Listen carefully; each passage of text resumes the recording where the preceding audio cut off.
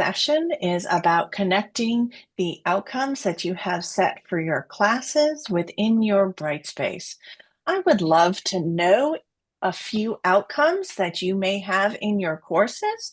If you could put that in the chat, that would help me do a little more customization of understanding this. I'm excited that you're here and interested in learning about this process. During the session, we will do two things. I will discuss the options of Brightspace to connect your course outcomes to assignments and their assessments.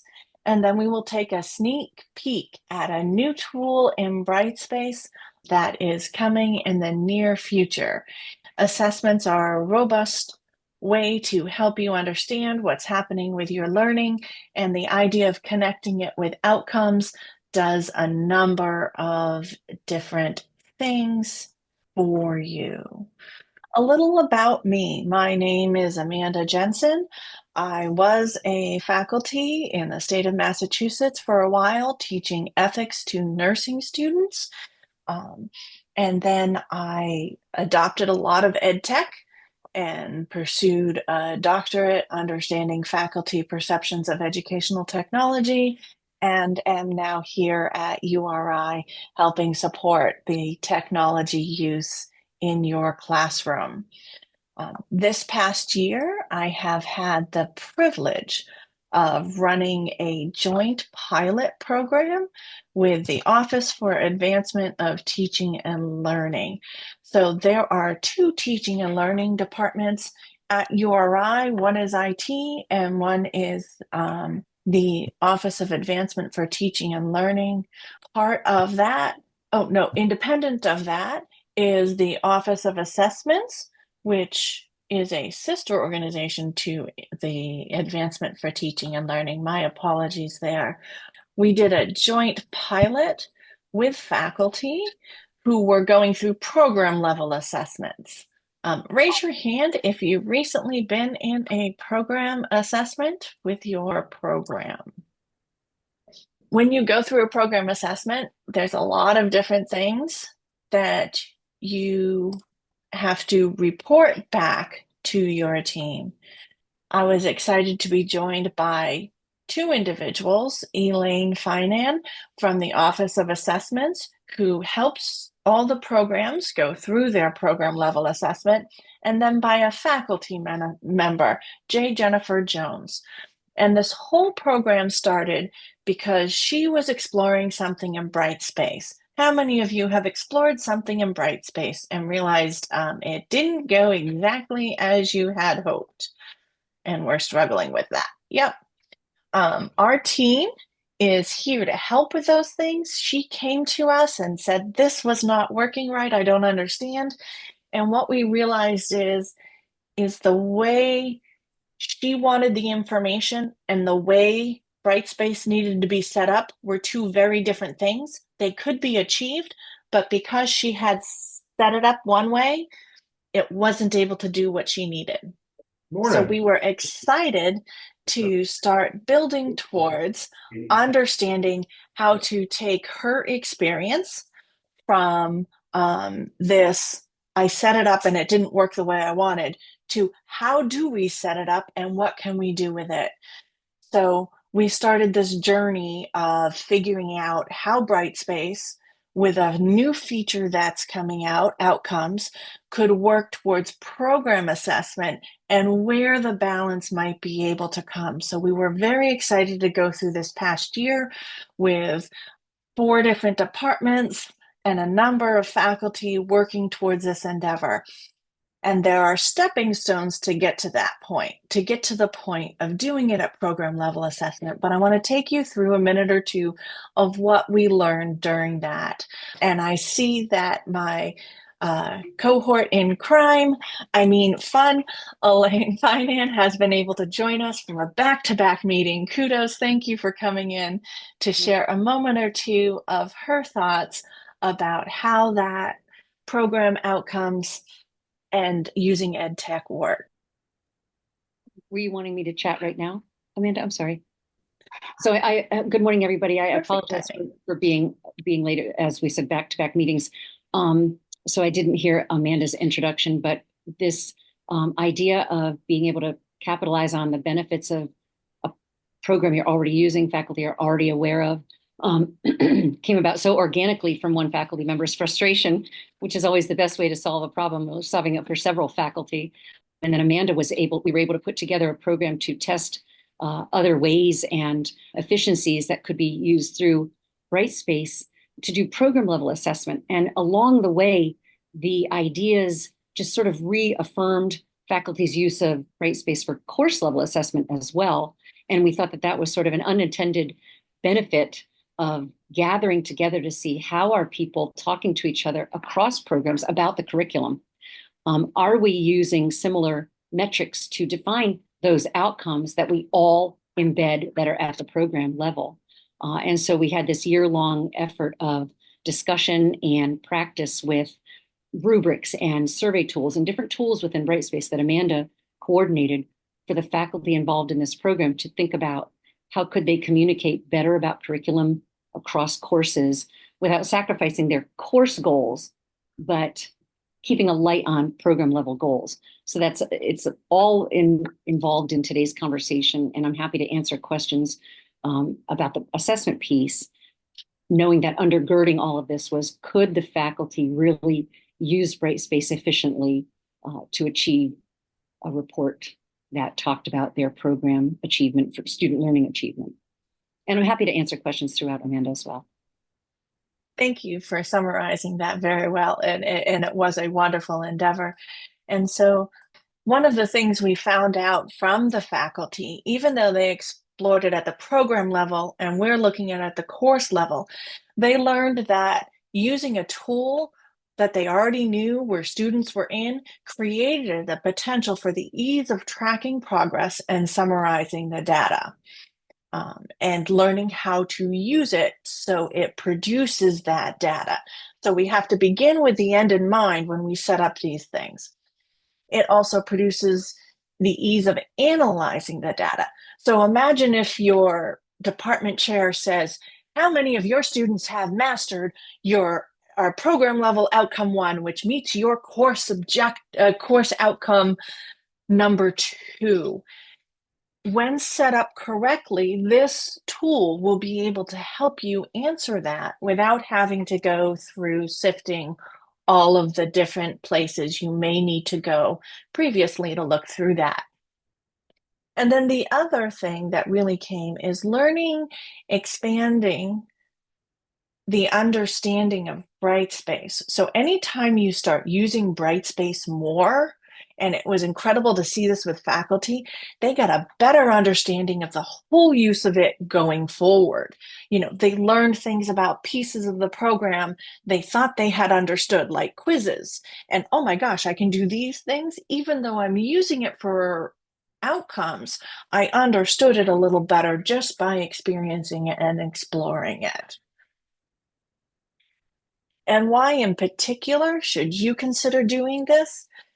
Outcomes are particularly helpful anytime, but when you're thinking about things with large classes and you have TAs that are grading, you would be able to see a snapshot of what they're doing with the outcomes and how their students are doing a little easier than going into the gradebook and trying to look through that massive amount of data. Additionally, you have non-traditional students coming into classrooms more and more, and non-traditional learners really like to connect, oftentimes through what Malcolm Knowles calls his adult learning theory. They like to connect their assignments with meaningful outcomes. And so set up appropriately, they'll be able to understand and produce their own value behind the assessments and therefore work harder at them. So those are important things for the students. If you've been through ATL's version of understanding Brightspace to teach online, you've gone through an extensive course mapping. And there's an image of that here on the screen. And it was tedious when you did it. I went through it. I used to teach ethics, but I used that as my model to go through the online class. You have to painstakingly map out how the outcomes of the course are achieved through your content and your assessments. But doing that provides that background knowledge that what you are doing as a teacher connects and flows and puts a flow to your course, which can then be now used with the technology tool that we are getting ready and set to show you. So the outcomes hit your assessment, are met through your assessments. I've already mentioned I used to teach ethics, so we're going to kind of focus on that because that's where I have a lot of the examples. In my class, we needed to identify major thinkers in the field of applied ethics. That was outcome number one. We needed to critically evaluate them. We needed to analyze our personal ethics and communicate them orally in written formats.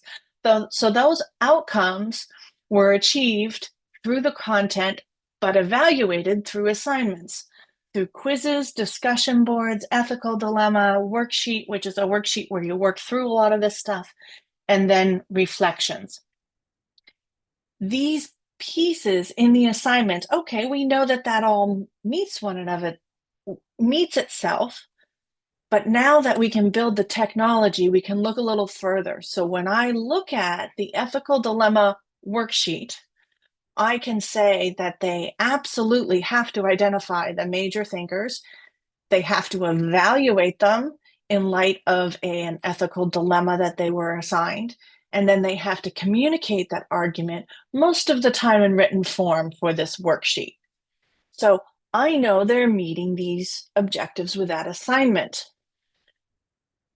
How would that look in Brightspace? We're getting there. One more thing. How I want you to take a minute before I go into this experience in Brightspace and think about your own course. Think about how you are assessing your outcomes and how you're keeping track of how it's being assessed. Or if you don't have those pieces in place yet, you all have assignments you give your students. Think of how they do connect with outcomes and how do you assess those assignments and keep track of those particular assignments. If anybody wants to share a minute or two of their thoughts on that, as I exit out of this presentation and I prepare to jump into Brightspace, our demo instance, because it's not in the live instance yet, to show you what this will look at like. Anybody want to share one or two of their outcomes?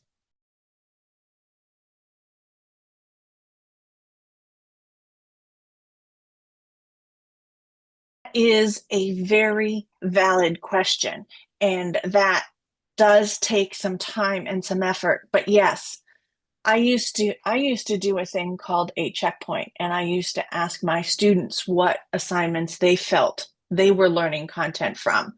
But this kind of data I did not have because my learning management system that I was using didn't have this capability yet. So, but I could have double checked their answers with what the computer had been set up to do to have not only their personal perception of it, but have the document that says their assessments are also working. So to be able to identify, yes, and build. That's one of the things that I did with this ethical dilemma worksheet. I kept working at building this tool, and it was a tool that I created and designed. And I'm like, oh, it's not getting to the students aren't really writing out an ethical argument here. They're just giving their opinion. And how do I tweak that? And what do you say? And why does it matter for this assignment? Because this assignment is for this objective. Working those questions out, this is a great tool to be able to do that. Thank you. All right. This red bar means it's not available. It's not available. Um, this is where the IT team does our playing without affecting your courses. All right. So I am going to go into my ethics class, which is, here we go. Inside my ethics class, you have various things. It's called my ethics dilemma worksheet. I abbreviate with an EDW. And to kind of show you where we're What? going, because one of the things that I always find frustrating Hold with on. tech, I'm trying to listen in. one of the things No. I find challenging with tech is that when I'm building it, I don't see it. I don't understand why I'm building it. So let me show you what it's going to do for you. And then I'll show you a little bit of how to build it. So I can look in my class progress screen, and here you realize I'm a Lord of the Rings fan, and my students are Frodo and Smeagol. So when I look at course progress, I have my course, it's labeled as objectives here. Point of fact, when you are exploring and building something, terminology can become inconsistent, and before it gets fully released, it will be more consistent. But right now, here it's listed as objectives, but it is the definition of what we're going with outcomes. So you can see Frodo has completed his objective, and the reason it is not in red is he actually met the objective. Poor Smeagol, unfortunately, did complete the objective, but he has not met it. He completed the assignments for the objective, rather, but he did not meet the objective. And then at the push of a button, I could go into Frodo Baggins, take a look at his objectives, and then find out, okay, he has passed one. And if you have multiple objectives, when you fully build out a course, you will indeed have that. You would be able to see he hasn't done any of the assignments associated with it, whether he has started it, because you can have multiple assignments feed into meeting an objective. That's another great thing. So if they get a B in one, you can set a lot of the standards here. And then you can figure out, oh, he passed this one. And he met the objective of being able to identify and discuss the major thinkers in applied ethics. Um, he has 2 activities where he worked on that.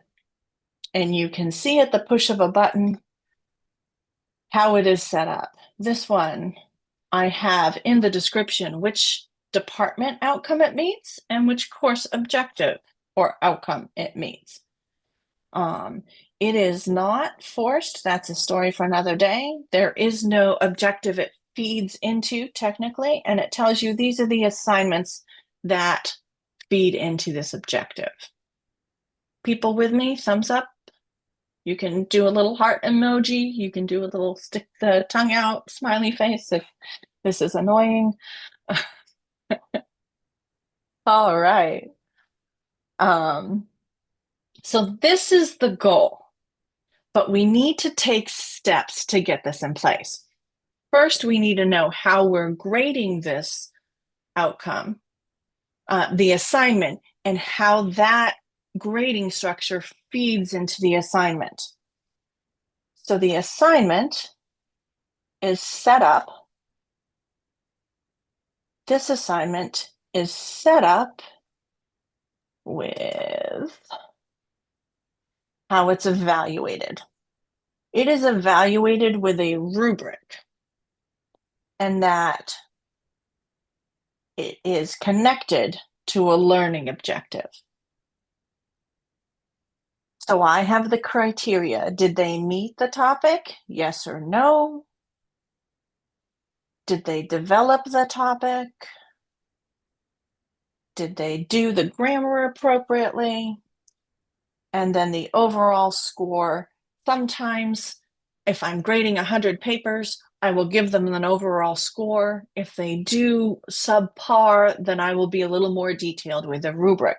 But in doing the overall score, the objective is is linked to that overall score. So if that overall score is an A or a B, it will get connected here.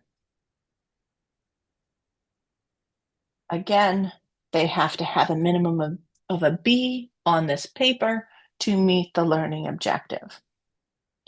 So the assignment gets graded with the rubric. The rubric grade tells the computer whether or not they met the objectives. Now we have to set up that connection between the rubric and the objective. And we do that from the course tools under your course administration. And again, this is in the development phase. So we would want to be looking for the word outcomes, but currently that feature is called competencies. So this is where you would go under assessments and you would find the word outcome and you would click on that. And you would get to this page and you would create a learning objective here, but again, a learning outcome. You would create it. And so for demonstration purposes, I'm going to pull up the objective, and we have not done in this course the final piece, which is communicating ethical arguments. So I'm going to copy that from my document in the description. Here we go. They're going to communicate, and then CO, course objective, 4.0, communicate ethical arguments in written form. Course objective 4, program outcome 2. And then I would list the details here, but to type all that in isn't worth it. Enforcing it is part of the setup process. We're just going to click no. And is it ready? Yeah. No. We'll set that up now. And when you go into over here, this will be cleaned up in the final product. You will see the list of the objectives that are done. You have the ethics, you have the identifying major thinkers, you have communicating ethical arguments. So now those objectives are set up. We close this. Then we go back to the assignment. I'm going to do the EDW week 3. And so once you've created the rubric and the assignment, easy to do. You would add the rubric. Now you would add Manning learning objectives. Click on the button. You'd be able to click these two, add selected, and then we close. And now they're right there. Save and close this. And so now when a student submits in the grade book, we can see manage grades. We can see EDW 3. We can, no, EDW 2 is the one I have set up. So they've inputted their assessment. So we're going to click on their assessment. Here's their work. I'm going to read through it and quickly look. Okay, they summarized their dilemma. They did the work they were supposed to do here. They started a little paragraph. We're going to kind of assume they did well. Okay, they met the topic. The grammar and puncture is fine. The development needs to be done. So they got a grade of 44. Good job. You click publish to publish the feedback to the student. And now we go back to the submissions. And we go back to class progress. And we could see now that he has submitted multiple assignments here, completed objectives. You should have passed 2. Again, a work in progress. Right. We just finished the Brightspace demonstration. Now it's your turn to take a few minutes, and it's called a chat sprint. In the chat, take a minute and open up the chat in Zoom. Don't hit send, but type your response to the following question. Where do you see outcomes in your course or program? What are the things that you see? Type that in the chat, and in a moment or two, I'm going to say the word go, and that will fill the chat with everybody's answers so we can see what is happening and who has done this. Oh, there was also a question as you're finishing up that thought. So the outcome that I set up was listed as a meet course objective outcome, partially met or not met. You can actually change that. There are ways you can set that up differently. So you can set it up if you want to do it on a numeric basis, if you want to do it on just the overall, and then the rubric has different sections. If I wanted to have a section in the rubric that said philosophical argument well developed, and then I can well written, I can put that one and directly connect that one line item of the rubric to the course outcome and set up its level, and I can determine whether it's the A, B, C, D, E, A, B, C, D, or F. I could set it to a numeric value if my course assignments were set up on numeric values. It is customizable. It is something we are looking at.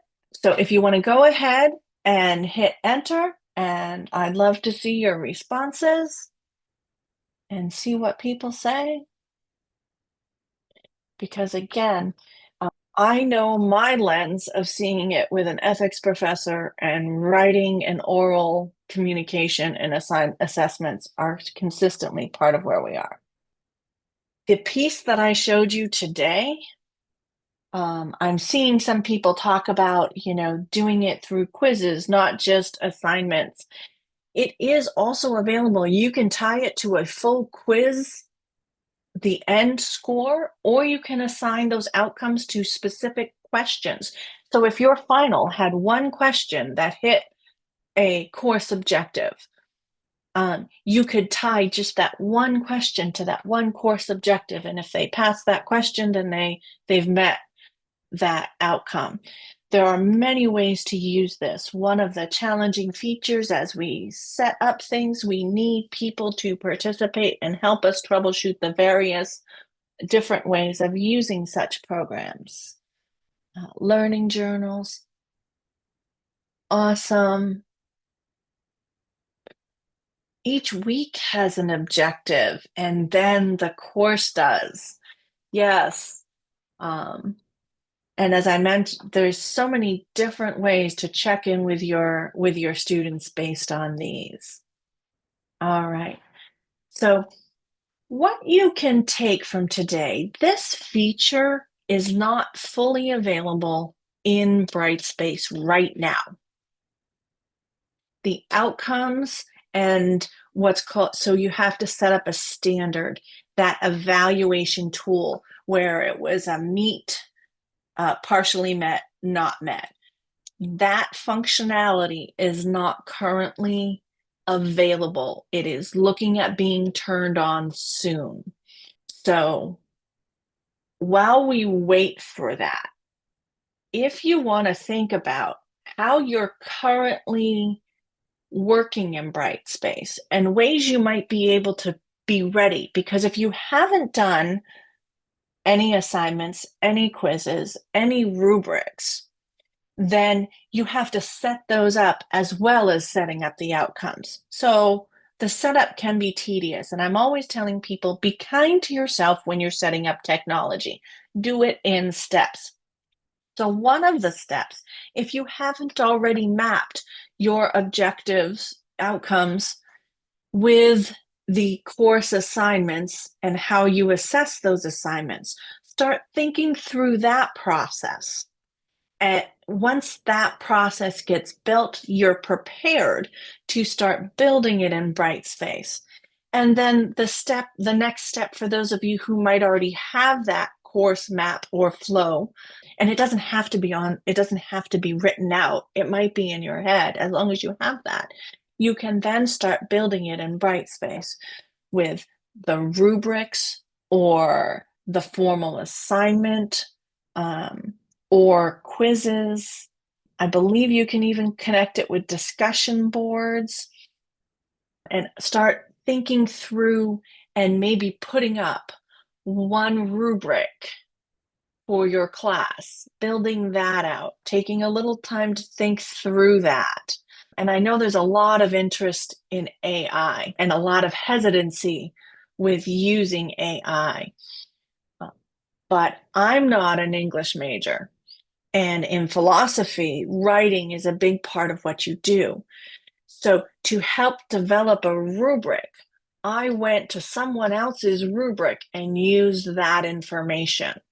And so some people are now going to artificial intelligence, to the chat GPTs, and typing in, how do I measure, or what's a rubric to assess grammar and punctuation? And whether I use pieces of it or say pish posh, I'm not interested in what they just put out to me. It at least gives me a starting place to start building my own rubrics.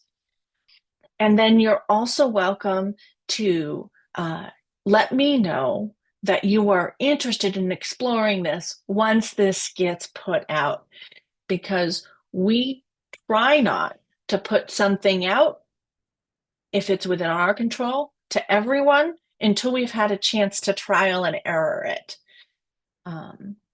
Because once you put it out and people are using it, it's a lot harder to adjust it and change it than it is if you just trial it with a few people, also known as pilots. All right. So connecting with IT, our TLS department, is a big part of being able to understand these things. We now have an office space in the library. We're in the second floor. Those of you who don't know, there's space for you to come set up your laptop and work on these things. You can literally sit there and work on your work, and there's someone from the TLS department. Oh, I've got a question. You don't have to worry about, is there a Zoom session, or do I have to set up my computer and how can I share it? You can work at one of our tables there. We also have our drop-ins where you can come in virtually anytime, just like this, and drop in with a question. We offer them 2 hours, Monday, Tuesday, Thursday, Friday. Wednesday, we are in person on campus, all of us. I see a question.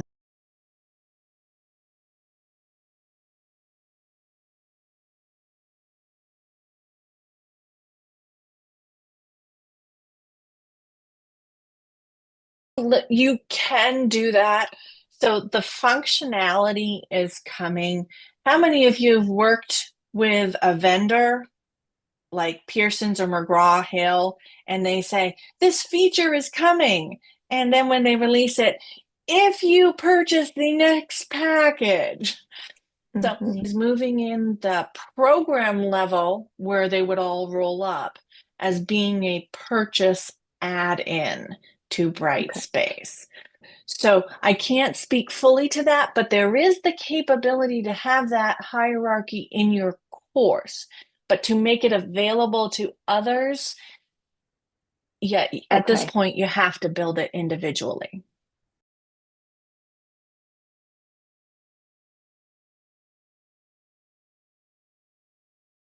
Yeah, so you would connect it to a quiz.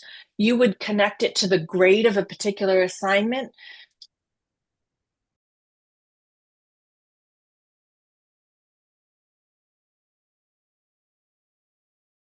Reporting in Brightspace is also one of those additional add-on features. What you can you can see it with the student's progress. As a professor, that's what you can see. We are working at trying to figure out what options are available, but this feature just got released in July. And they were missing a piece. So you might see the capabilities to build a learning outcome in your course now in the system, because D2L put that out there and we can't shut it off. But they did not release the ability to connect it to a scoring mechanism.